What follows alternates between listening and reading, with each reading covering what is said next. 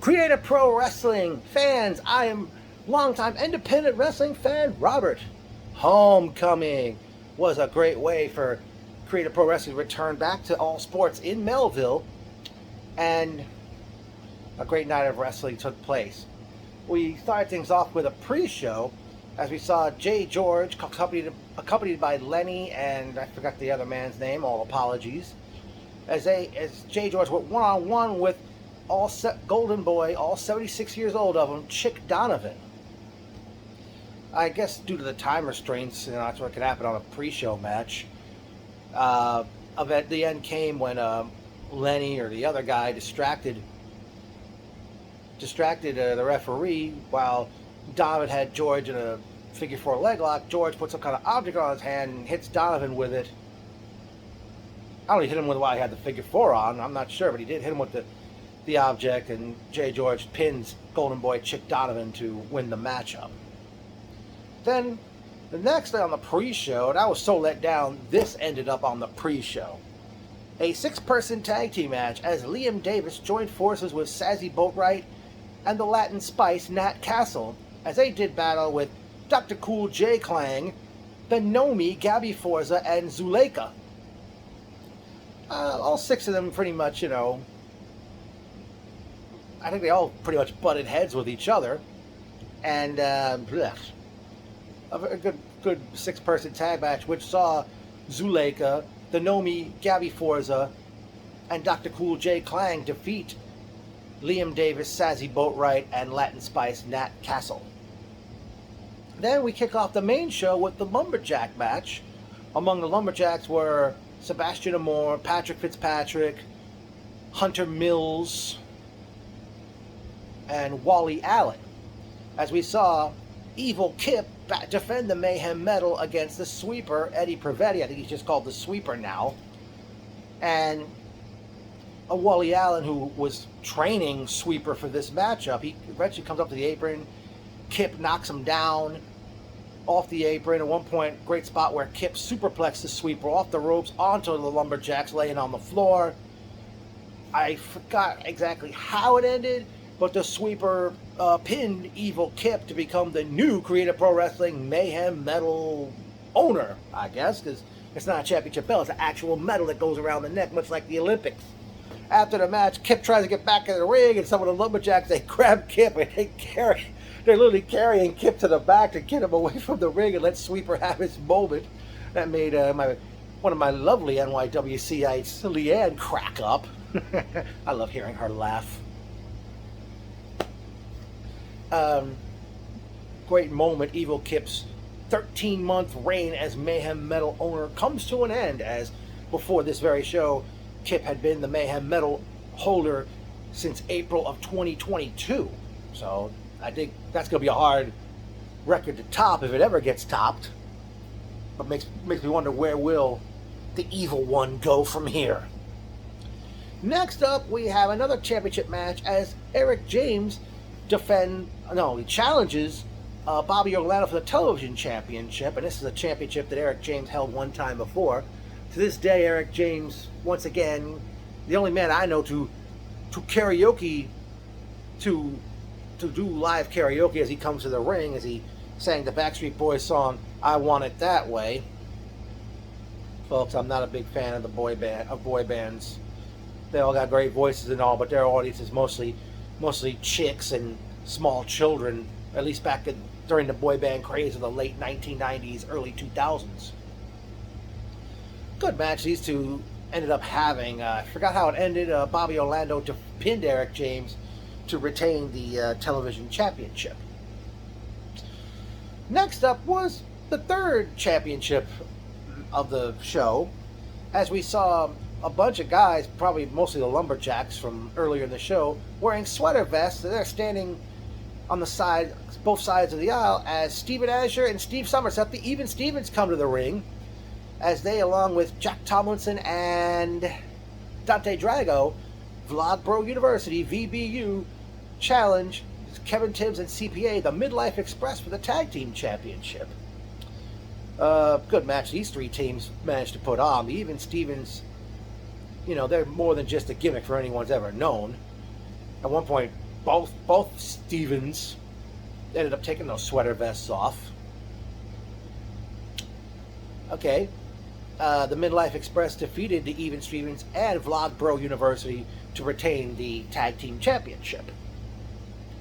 Next up, in a single, we were set to see Nick Robles go one-on-one with the Sparrow, the Vegan, the Son of the Sun, Leo Sparrow, accompanied to the ring by his fellow Bird of the Sun, the Phoenix GKM. Sparrow did a promo, and eventually Baltimore's Tarzan Boy starts playing, and it's Nick Robles dressed as Jungle Boy of All Elite Wrestling. And not much of a match here. Leo Sparrow pinned Nick Robles with a moonsault. Sparrow took the microphone again, and I forgot what he said, but he said he didn't come for a 3-minute match. But then out came All Elite Wrestling World Champion MJF to a huge ovation from the crowd. And MJF took the microphone, did his shtick. Folks, I haven't watched AEW in so long, so all apologies for not knowing what he normally says other than saying, I'm better than you and stuff. And the match was on. MJF tried for that pile driver move where he has Sparrow like bent over the second rope, but Sparrow pushed MJ off, and MJF's boots knocked Ref Steven down. And I don't know if I could say both guys were trying to out-heel each other, but then again, the fans were on MJF's side in this one.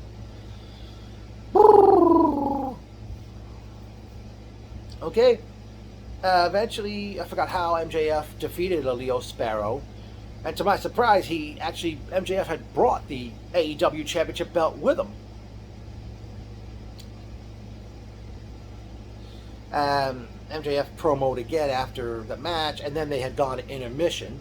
And during intermission, my fellow NYWCites, we had gotten a picture with ring announcer Ryan Peterson, who I met way before he was a ring announcer. And let me see. Good thing I brought the selfie stick. Wow.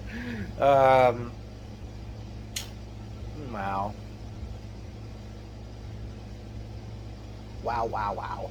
Yikes. Yikes.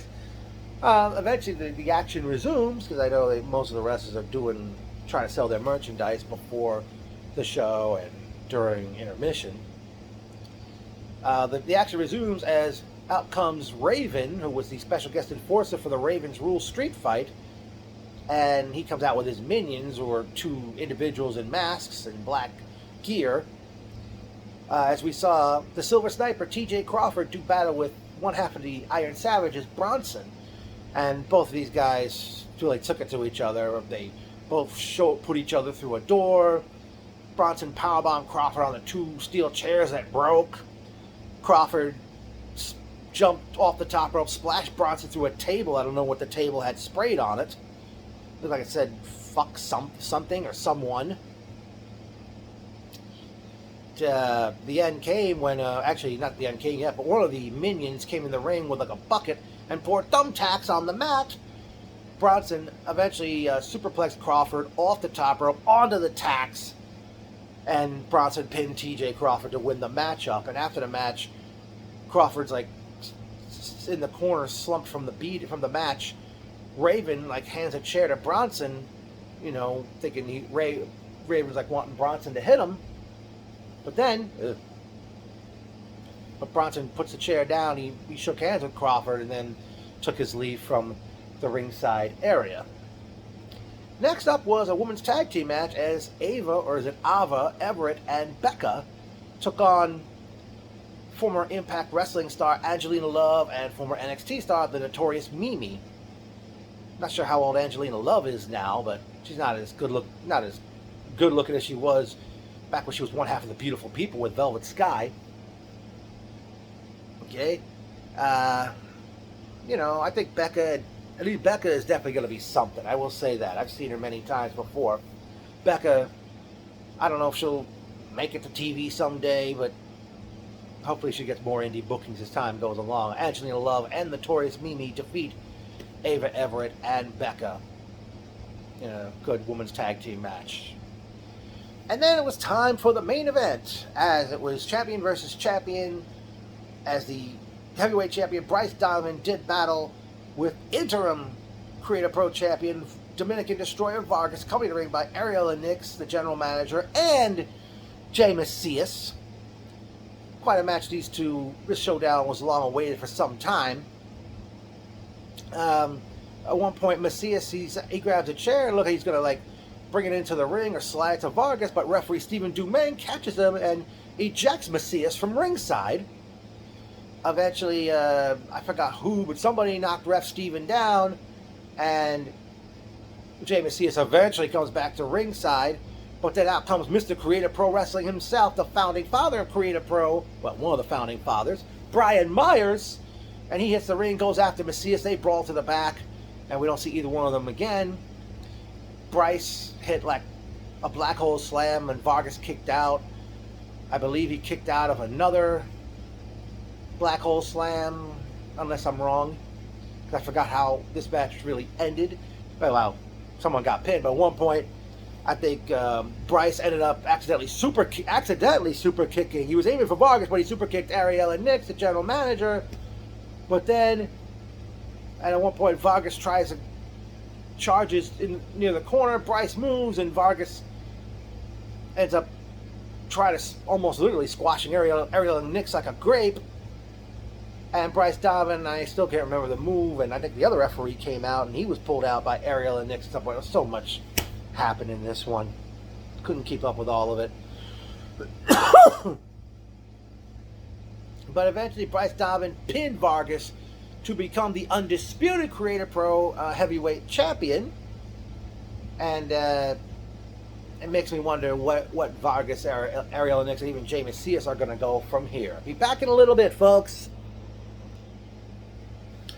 Okay, one thing I failed to mention, right before, as Ryan Peterson thanked the crowd for coming and was ready to announce when Creative Pro Wrestling will return, out comes the dime piece, Aaron Rourke, who did not have a match on this event, and he takes the microphone and he calls out Effie, E-F-F-Y. For those who don't know, that's one of the most popular wrestlers who's been quite a buzz on the independents in the past year, or maybe more than that, or maybe longer. And Rourke is claiming he's something, I can't remember. All apologies, folks, but challenged, pretty much Rourke has challenged Effie to a match at the next Creative Pro event, which is taking place on Sunday, July 30th, as they return to the Knights of Columbus in Lynbrook. More on that one a little later on, hopefully. But personal notes time. It was great hanging and banging with my favorite NYWCites, Jessica, Leanne, Sam, Tommy, Jameson. Great seeing Alex Barbero, Lance. We saw both of them outside before Mama Denezzo had picked us up to take me to the train and take Leanne and Jess home.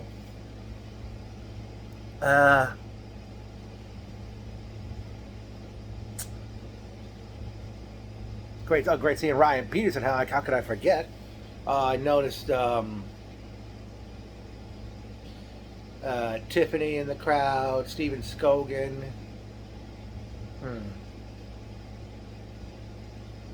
forgot who else was there, but one thing I'm wondering, Creative Pro Wrestling, whatever happened to the Captron? That big screen that was brought to shows in Melville and Lynbrook in the past. I mean, have you gotten rid of it? Is it not working anymore? Or you just don't want to bring it to the shows and such? Okay. We have some memorable quotes. Ow, my balls! A guy who was right behind us, he had a cooler, I guess selling drinks, and that happened. He said that when Bobby Orlando got crotched on the top rope. Do that more! This guy sitting near us when Jessica was screaming during the three-way tag team title matchup. Oh, I forgot to mention Ciara, the MJF cosplayer. She was there. Who else can I remember I saw at this show? My goodness. There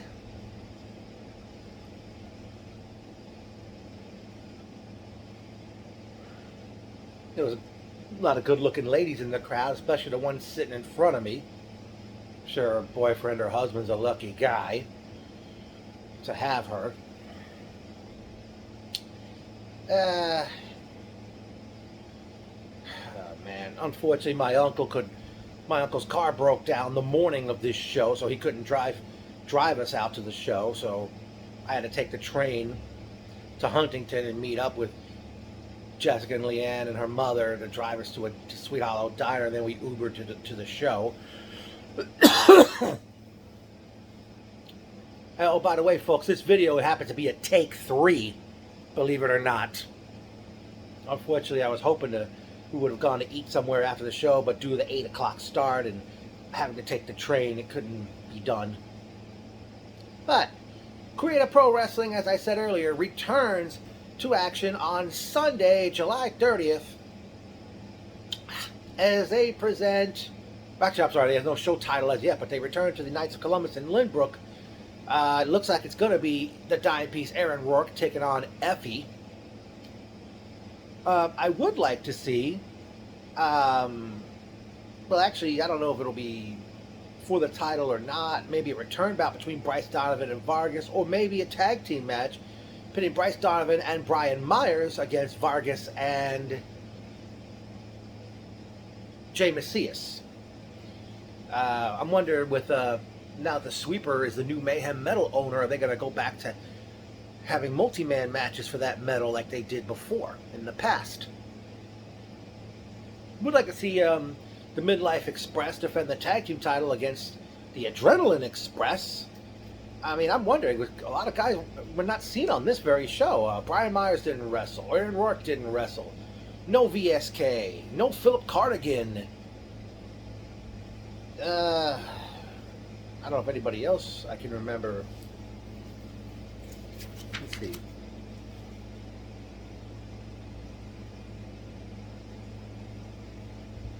Oh, the Phoenix GKM didn't have a match. Sebastian Moore and Patrick Fitzpatrick didn't wrestle. Maybe some of them weren't available for this event. I don't know. Well, as I said my recap of Dreamland USA, I still think it's time. May not be time yet, but I still think Creative Pro Wrestling should have a women's championship. I mean, with the additions of now they've been on only 2 shows, but even though it was a pre-show, with the additions of Gabby Forza, Zuleika, the Sassy Boatwright, and Nat Castle, I mean, I guess we'll see what they do come next show, if they do another tag match against each other, or if they face each other in singles matches, or maybe hopefully more women come along that come out of the Creative Pro Wrestling Academy. Be interested to see where Evil Kip will go from here. Max Caster, I noticed him helping out with the commentary. Wow.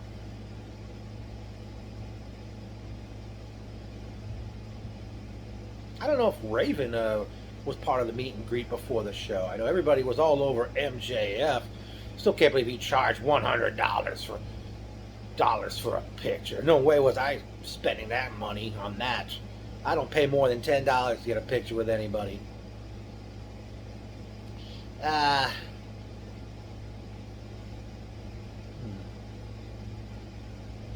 Well, only one thing really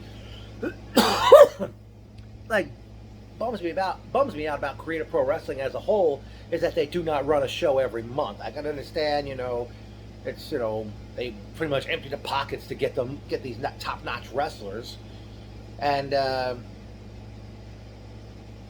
still think, even though they're going to be back in Lynbrook Sunday, July 3rd, I still think there should be a bigger place for the shows. I mean, I can understand you can't go to Melville all the time, but find another place, because, we know what's going to happen in Lynbrook. That place is going to sold out, and somebody's going to end up having to stand, and I feel bad for those individuals.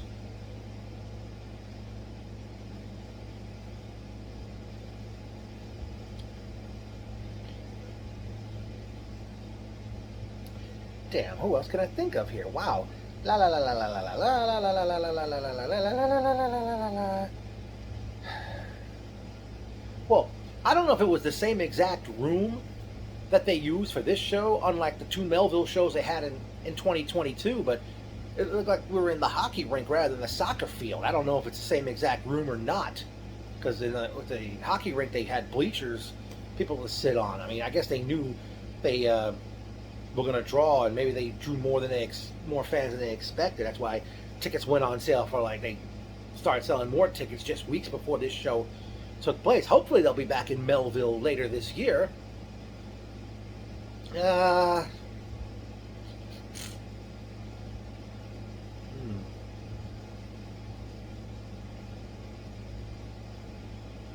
Well, I'd like to see maybe the Even Stevens against Vlogbro University, or maybe Even Stevens against Birds of the Sun at the next show. Another person that wasn't there, the Big Bird, John Clash, who's been managing the Birds of the Sun. He wasn't even there.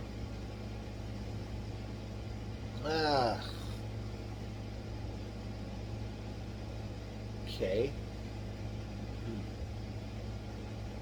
Still hope General Manager Ariel Nix eventually gets back in the ring.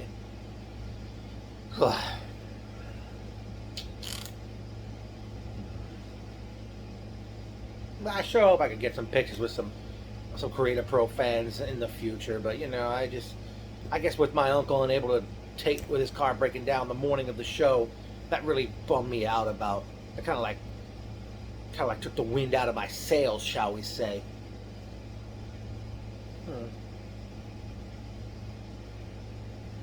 Oh, I forgot to mention, great seeing Scott Millman, Hunter Mills' dad. He saw us at the diner, at Sweet Hollow Diner, before we went off to the show. Oh, great seeing fellow NYWCites Oliver and Chris. La la la la la la la. What else we got there? My goodness.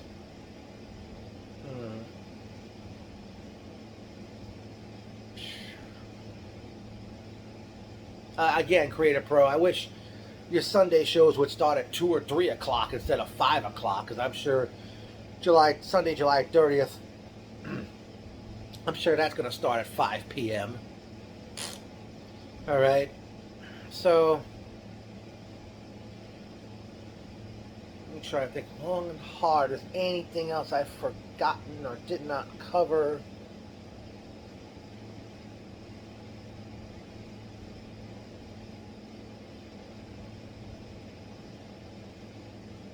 Well, I wonder if the MJF wrestling on this show, if that was the reason why the 6-person tag got put on the pre-show. We